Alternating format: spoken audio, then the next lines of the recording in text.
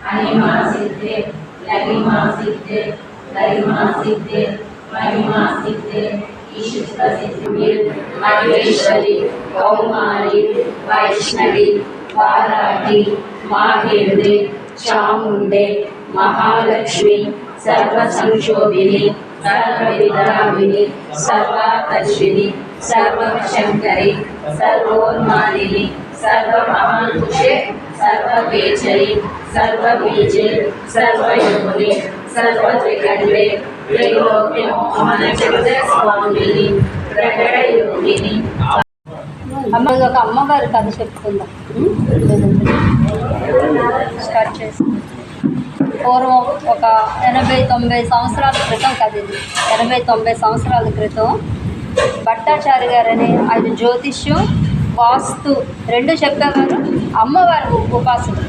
ఆయనకి ఏంటంటే అమ్మవారి ఉపాసకులు కదా, సాధన కూడా చేసేవారు, మంత్రజపం చేసేవారు. ధ్యాన సాధన చేయడం వల్ల ఆయనకి ఎక్కడికైనా వెళ్తే ఎనర్జీ తెలుస్తుంది. ఎనర్జీ అంటే శక్తి, నెగిటివ్ అవని పాజిటివ్ అవని, అక్కడ ఏ శక్తి ఉన్నా ఎక్కడికి వెళ్ళినా ఎవరింటికి వెళ్ళినా ఏ ప్లేస్కి వెళ్ళినా అక్కడ ఉన్న శక్తి ఆయనకి తెలిసింది. ఆ శక్తి ఆయనకి ఉండేది. ఆయన చాలా మితభాషి, అంటే ఎవరితో ఆల్రెడీ శక్తి ఉన్న వాళ్ళు ఎప్పుడు ఎక్కువ ఎవరితో మాట్లాడరు, వాళ్ళు కామ్గా ఉంటారు.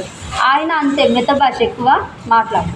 ఆయన పూరి వెళ్ళాలని నిర్ణయించుకొని అప్పుల్లో తక్కువ కదా, ఇదే ఎడ్లు బండి, అది కూడా లేకపోతే పాదం నడక మీద వెళ్ళే ఊరూరు వెళ్తే అప్పుల్లో సత్రాలు ఉండేవి, బ్రాహ్మణ అగ్రహారాలు, అక్కడ చిన్న సత్రాలు ఉండేవి. ఈ బ్రాహ్మణులు కదా వెళ్ళేవాళ్ళు, ఆ సత్రాల్లో ఉండి భిక్ష ప్రసాదం తినేసి మళ్ళీ రెస్ట్ తీసుకొని ప్రయాణం చేశారు.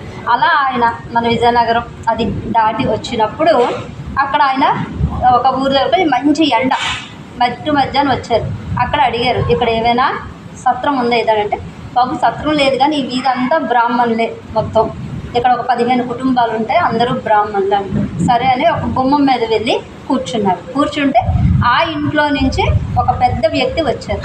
ఒక అతను వచ్చి, పెద్ద వ్యక్తి అంటే మరీ కాదు, ఒక 50 అలా ఉంటే అతను వచ్చి నమస్కారం పెట్టి, అయ్యా మీరు ఎవరు ఇలా అంటే, నా పేరు భట్టాచారి, నేను ఇలా పూరి వెళ్తున్నాను, కొద్దిగా అలసటగా ఉందని కూర్చున్నాను అంటే, అయ్యా ఈరోజు మధ్యాహ్నం అప్పుడా గట్టు మీద ఎవరైనా వచ్చి కూర్చుంటే వాళ్ళకి ఆ రోజు అతిథిగా భావించి ప్రసాదం పెట్టేవారు.